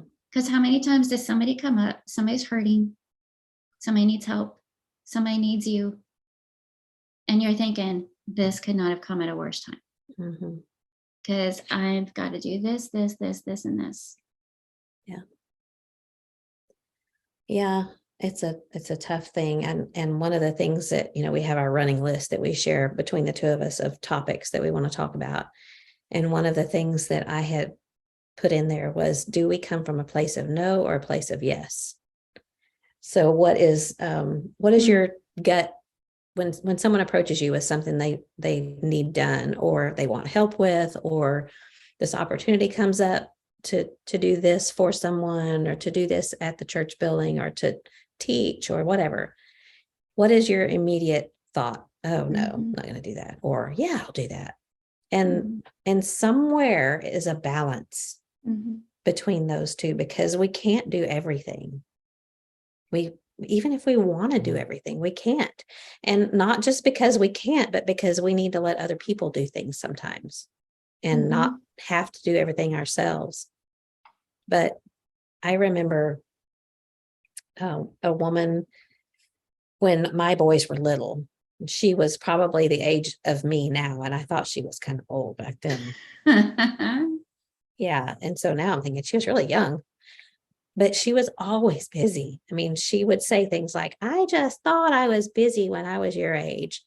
I'm busier now than I ever was. And it kind of annoyed me, because I thought at the time, how in the world can you be busier? I've got kids always underfoot, and I can barely keep up with things going on at the house, cleaning up after them, and baseball practice and football practice and church activities and ministry and all these other things. And she's telling me that she's busier at 50 something than she was at 20 something. It's a little depressing and a little annoying. And I know she did not mean to be that way at all. But now that I'm there, I feel that way. And this is where I am right now. And sometimes I feel like I am trying to do everything and doing everything badly, and not able to do the things that I really want to do. And I mean, I missed Emmy's pre-K graduation this week and her splash day today. And there's nothing that stabs me in the heart more than seeing that little face saying, yeah, you're going to come to splash day. And I can't say that I'm going to be there. And it's not because I'm doing something that's not good. It's been a great week, and I needed to be here, and I had commitments, and there just wasn't a way that we could do it. But man, it hurts. So how do we not overdo good things? And I don't know the answer to that. Well, it's really balance. Balance is the answer. And I think even God shows us the pattern for that, and I think we always think of this being an Old Testament concept of this day of rest, because he doesn't institute the Sabbath in the new law. But I think that Jesus shows us an example of taking time for rest. Yeah. And rest might look different for different people, but to me, you've crossed the line. Everybody's different. Everybody's wired different. And some people like that, and staying boom, boom, boom, overcommitted energizes them. And you can tell when you're talking to them that they are fine. But if you're not that way, and you've overcommitted to the point that you're feeling resentment when an opportunity to serve comes up, or when somebody talks to you and asks you how you're doing, and you're always going, yeah, just trying to catch my breath, or you're out of balance there. And then you do miss out on those opportunities that sometimes you don't plan and you don't schedule. They just happen because it's family, and it's people that you love, and it's life and circumstances. And if you're so scheduled up and so overcommitted that there's no window for just being there for people, something's out of balance. Yeah. And I think it's so important to learn how to step back and say, what is the best use of my time? in my life right now, and everybody's at a different stage. It, like you say, it's way different when you have small children than when you're empty nesters. What's the best use of my time right now for the kingdom? And that involves the people that God has put in my life, you know, and I'm wrestling with that. You know, you and I have talked about that before of, you know, it's a blessing and a privilege to be able to travel and do speaking engagements, but I also don't like missing things that are happening in my home congregation. Yeah. That the people that I'm a church family with, and I'm missing funerals. Yeah. You know, and so where's the balance? Where's the balance in all that? But I wanted to share this quote that I ran across, and the woman, I don't really know anything about her, so I looked her up really quickly. And let me just say, in case somebody looks her up, I don't agree with her religious affiliation, but I love what she said. Okay.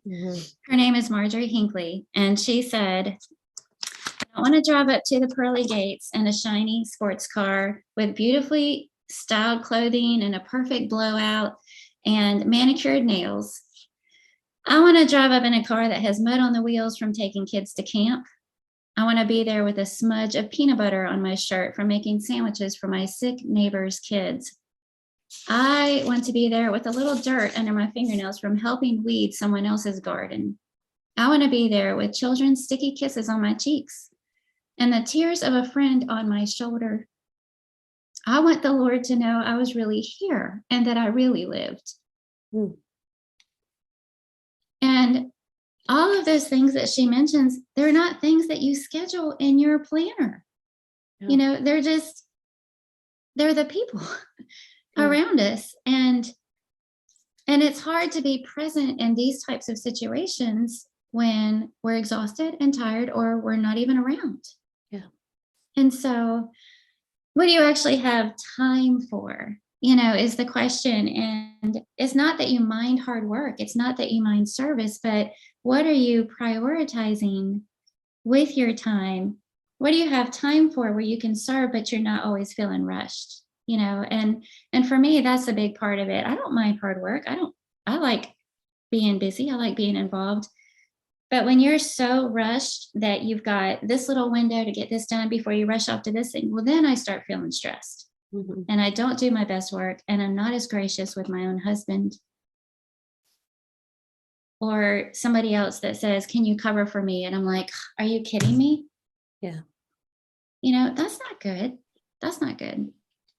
Yeah. This is where I'm struggling, is just, I think, because if you have to say no to somebody, you're going to say no to somebody that you know is going to love you anyway. And that you think to yourself, well, they're going to have to understand because this is already on the schedule and I can't, you know, what would I do if I don't show up, if I can't show up, or if I've already said I'm going to do this and I say, sorry, I can't be there because I need to go to my granddaughter's splash day, you know? And that's at the top of my list of what I want to do and what, you know, I want to be that grandmother, but I can't because I'm doing this. So you have, I guess the solution to that is not scheduling those things, but I don't know how to not do that, especially, you know, John is a goer and a doer, and he's a workaholic. He really is. He loves what he does. And I know you have this with Neil too. And I've always said this, as long as we've been in ministry, and I love what we do, I would not trade this life for any other life. But how do you get upset with your husband's boss when it's God? You can't, you know, because it's always going to be a good thing. John's always going to be doing a good thing. And I'm confident and I'm thankful that the things that I'm doing are good things, but it just, what you're saying is really, I'm going to drive up to the pearly gates with all kinds of junk all over me, but is it going to be the stuff that I want? You know, is it going to be and I don't think that there's an easy answer here because it's all good stuff, but but to the people that matter the most to me. And I even hesitate to say that because other people besides my family matter to me, but they matter the most to me. But I don't feel like I show that often enough, and I don't know how to change that. And I think that that's the biggest challenge of all in all of this, and all the things that you're doing. You weren't at Splash Day because you were serving God and you were encouraging other people through that. And that's a really good thing. And the things that you're filling your planner with are all good things. The balance is looking at them. And, for me, when my kids left home, I felt like I was struck with this moment of, my life is half over. And so what is the second half of my life going to look like? And I'm the only one that has control over that. But as things evolve in life, it feels like you're the only one who has no control over it. Mm-hmm. And everybody else has control. And all of a sudden your life looks one way when you had no intention for it to turn out that way. Yep. So I think when you prayerfully spend time in your closet, what am I going to fill these days with that are going to make the most impact in the most meaningful way? And all these things that hopefully we're all trying to do are good things, opportunities to serve in different ways, but what's going to make the most impact in the kingdom overall? And I keep going back to being present for people that God has put in your life. That's my neighbor. Yeah. And if I'm never around to cultivate a relationship with my neighbor, how am I going to love her and show her Jesus? Mm-hmm. That's my church family. That's my community. Yeah. That's the people that I see when I'm running errands in town. That's my children and their families and my grandchildren. And I remember when the boys were little, we talked about this with the Bringing Up Boys episode. My biggest regret is I was involved in a lot of things that I felt like I could have put that on the back burner and been more present with them. But that challenge stays with you with all of your choices, and I just think, I'm not saying don't ever do this because you should only always be here, but I think sometimes we just let that get out of balance. Yeah. And then we're so scheduled up doing all these other things that we're not present in the lives of the people that God has put in our path and in our lives. And I can't help but think that those immediate contacts make the biggest impact. Yeah. What do you think? Yeah, I do. I guess, again, it's not a matter of sin, No. Here we are with all of these good things to choose from. But I think sometimes the devil uses busy to distract us. And so learning discernment about what's the best choice to make. And I guess part of the problem is too, that not everyone understands the decisions that you make. And they don't understand that sometimes those decisions are out of your control. And I know my 5-year-old granddaughter is not going to understand that. Not that she's blowing and going now and having fun doing whatever, but it's just when you have 12 good things to choose from and someone is telling you this is the one that you should choose, but your heart is telling you this is the one that I want to choose. Mm-hmm. It's not wrong to do the one that your heart doesn't choose. I don't know if I'm making any sense, but that's just a difficulty.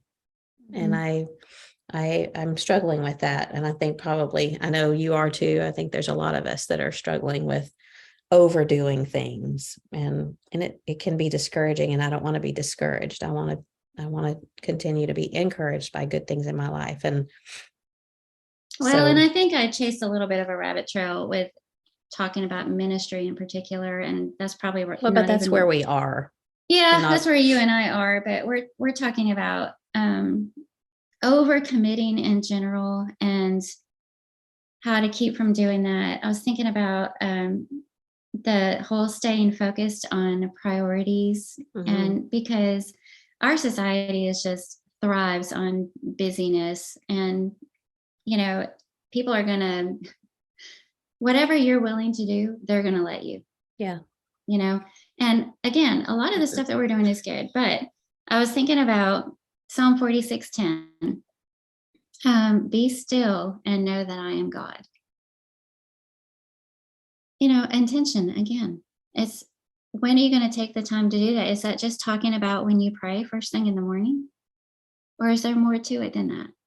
Do you need more Doesn't time? it mean cease striving or something like that? Or Yeah, to be still, quit moving, and know that I am God. And I was thinking about how we are in a moving kind of world. Everything's instant, everything's quick, everything's always changing and on the go. And our lives are that way. And I think sometimes that can be really good, but it doesn't help what we're talking about. And we have to make that decision. I'm scheduling time away from all that other stuff that's pulling me away. And I'm scheduling time to know God. Yeah. And to get to know God. I thought about Mark 6, verses 30 and 31, where the apostles gathered around Jesus and reported to him all they had done and taught. So they're doing all these good things. And they come to Jesus and they're reporting it. They're telling him. And it says, then, because so many people were coming and going that they did not even have a chance to eat, this is what Jesus said to them. Come with me by yourselves to a quiet place and get some rest. So kind of going back to what I was trying to say, I think we think of the whole idea of Sabbath as being an Old Testament thing, and it was, but Jesus gives this example. Don't we see him taking the time to go off by himself, to spend time in prayer? And he didn't stop serving. He didn't stop because right after this, they went on ahead of him and they were waiting on him by the time they were done resting and got there. And Jesus had compassion on them and he taught them and took care of their physical and spiritual needs.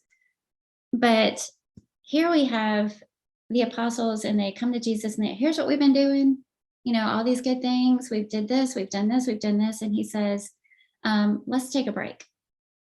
Come away for a little bit. Let's go off by ourselves and rest and a quiet place. Yeah.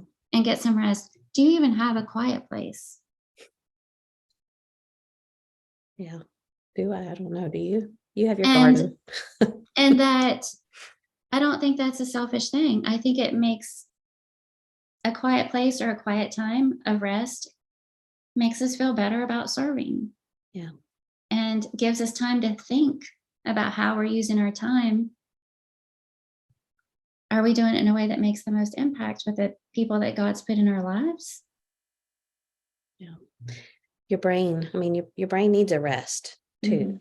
And physiologically and emotionally and spiritually and just all of those ways, your brain needs time to just back down and quiet down. And I think that affects you in every other way when you take time to rest. And we just don't do it. Just don't do it. Well, and this is probably another rabbit trail, but how hard is it to do that now, even when we want to, because of our phones? Yeah, we're always within reach. We're instant access and people are constantly messaging and we feel like we have to reply right away. We have to read that message. We have to reply to that text. And it's hard just to say, oh, I didn't even finish reading it. Verse 32 says, Jesus said, come with me by yourselves to a quiet place and get some rest. Verse 32 says, so they went away by themselves in a boat to a solitary place. So we need to take a boat somewhere. We're going to in October. I don't think that's going to be a quiet place. I don't either. Yeah. Well, I don't know that we're going to be able to solve that because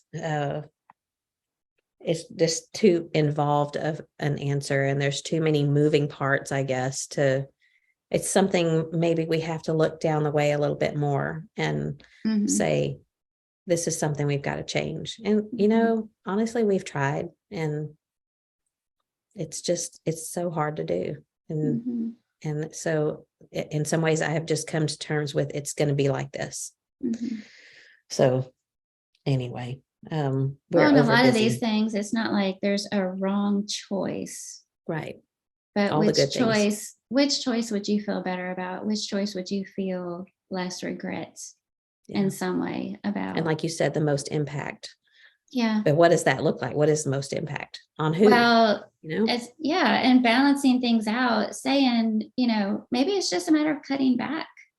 I'm Yeah. still serving in this way, but I'm not going to commit to as much. I'm going to leave open weekends so that I am here for Mhm. the funerals and the things that come up with my neighbor or my friend or my Christian sister, or, Yeah. I can Yeah. go make time for other things. Well, I'm sure we'll talk more about that by ourselves, because I mean, you and I have talked about that lots of times before, just Mhm.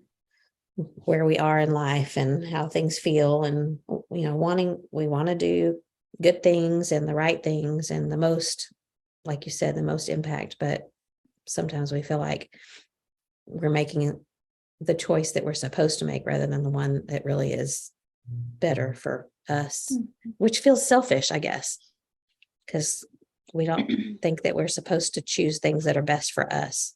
Mhm. But anyway, well, so, okay, here's another overdoing, shifting gears just a little bit. What about when we overdo hosting and baby showers and wedding showers and things like that, in the sense that maybe it's not overdoing. Sometimes I feel like it is, when everything is so perfect and it Mhm. looks so amazing, and you walk in and you have that wow factor, Mhm. and you just can't believe that someone can put all this together. Mhm. And then I think sometimes other people go, I could never do that, so I Mhm. will never try.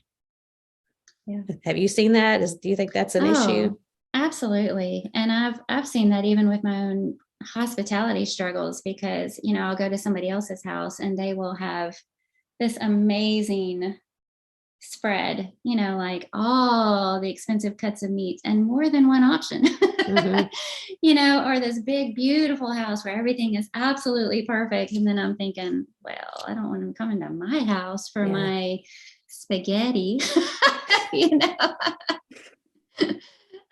know and you think, well, we'll go meet at a restaurant somewhere. Yeah. Yeah. But that's what I'm talking about. Sometimes I just think we overdo things to the point where, and intentions are good, Mhm. we intend to make people feel at home, or we're trying to bless others with our talents. And some people just have the most amazing talents when it comes to decorating things or sewing things, or Mhm. just making things look so cool.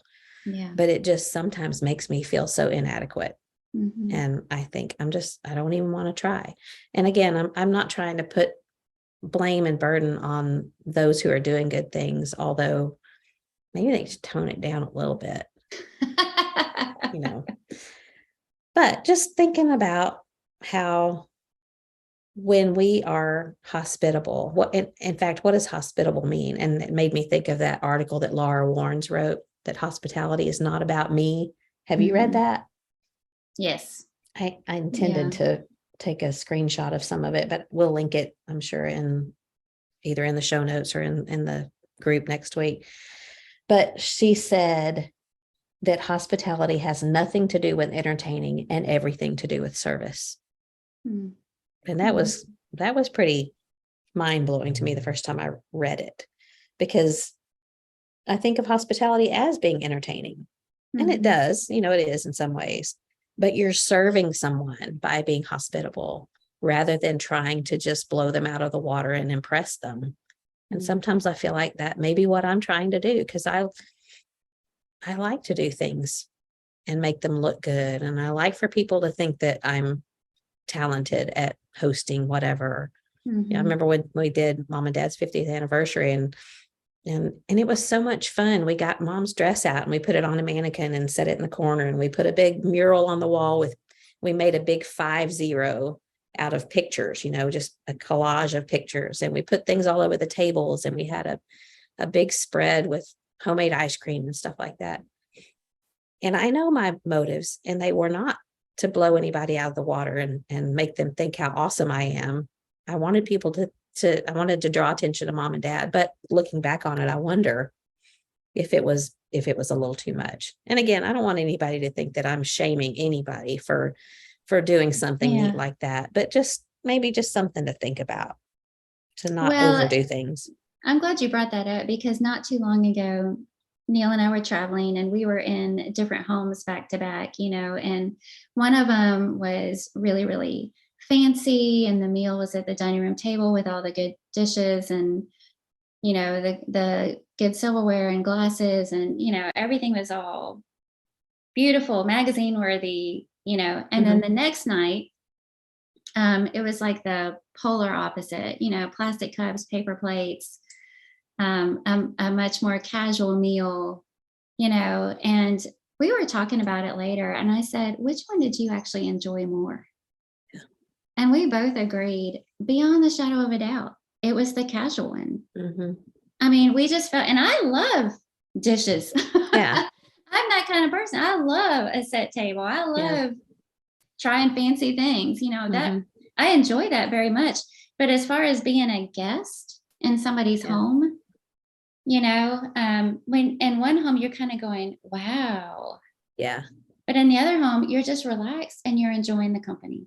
You go, and there's a big difference. And and we both agreed that hands down, the most enjoyable evening was at the casual table with the paper plates, and everybody just kind of sat around and leaned back and talked and laughed, and and the other one was more, maybe careful with my glass, and so that's something to think about. Is it's not about entertaining, it's about service, and how's it going to make them feel, what can make people just relax and feel comfortable, and just enjoy the people and the occasion instead of being awed by all the fanfare surrounding it. Yeah, that's a word. Are we awing people or ah-ing people? There you go. So overdoing that's just another one. And so good discussion. And we're probably breaking another record. I think we've been talking for 3 hours now. Maybe not quite, maybe 2.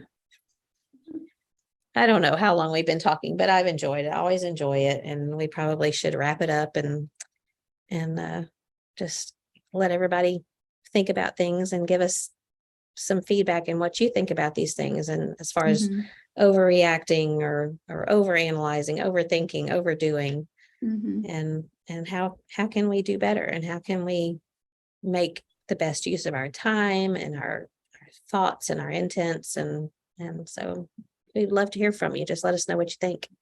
Yes, and thank you for listening. Yes, thank you very much for listening. So are we going to talk about, I see good people. Did you think of a good people? I did. I wasn't sure if we were going to do that or a random question. So, but I came up with a good people story.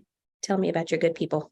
All right. Well, we have a senior in high school named Chase Johnson, who's been bringing a friend of his to church. His friend's name is Jonas. And they've been studying with Hiram, and Neil's been in the study too, because Jonas speaks Swahili and Neil knows a little Swahili. And so Sunday night, Jonas wanted to put on his Lord in baptism, and Chase baptized him. Wow. And this was right after worship ended. Chase baptized him. And when Jonas came up out of the water, Chase just turned around and wrapped his arms around him in this big hug, just held onto him, put his hand up on the back of Jonas's head. Oh, wow. And well, then we were all in a big circle, the whole church afterwards, singing, and one of our elders made some encouraging remarks to Jonas, and it was just so touching. And all I kept thinking about was this high school kid. He's a senior, he's graduating. I'm sure he has so much on his mind right now in this point of his life, caring enough to invite a friend to church and sit in on those studies and baptize him, and to me, that's the ultimate good person. I Oh, just thought that's the perfect story to share. I wondered if I knew somebody had been baptized. I saw Rita McGuire had posted on Facebook about how she loved her church family, and Mhm. and then somebody commented about what an amazing circle. So I assumed, Mhm. and I meant to ask you about it, and I forgot. So that's awesome. That's just so Yeah, amazing. it was great. It's what it's That all is good. about. Yeah. Well, I thought about there's so many, the university congregation that hosted Focal Point this week, but in particular, there's a family, a couple, Andrew and Jana O'Bannon. And I've known Andrew most of my life because he grew up in that congregation and I did too. And Jana I've known for a long time, but they are servants of the highest degree. And they're always the ones that are cooking the meals and picking up the trash. And I can't tell you how many times I walked past her and she's carrying a trash can. She's cleaning up the bathroom after people, they're the last to leave and Mhm. probably the first there. They cooked barbecue for everyone one of the days this week and just always involved. And it's not just at Focal Point. Jana is the cook and Andrew, they're both the head cooks at Beach Valley, the camp that Jordan and Aaron do every year. And Jana is just the most gracious and grace-filled person. She'll be sitting on her chair there at camp and she'll be going over the recipe or whatever she's getting ready to do for the next meal. And I always hated interrupting her thoughts, but she just looks up with a smile. She's one of those Mhm. people that always looks up with a smile. Hmm. And they have two great kids and I just love them. They're just such good people. So What a thankful for them. wonderful compliment to say about somebody. Which part? She always looks up with a Oh, smile. I yeah. love And that. if you know her, you know that she really does. If you make any eye contact with her, even if you're not making eye contact, she's got a smile. She wears a smile. So Mm. good people. Yes.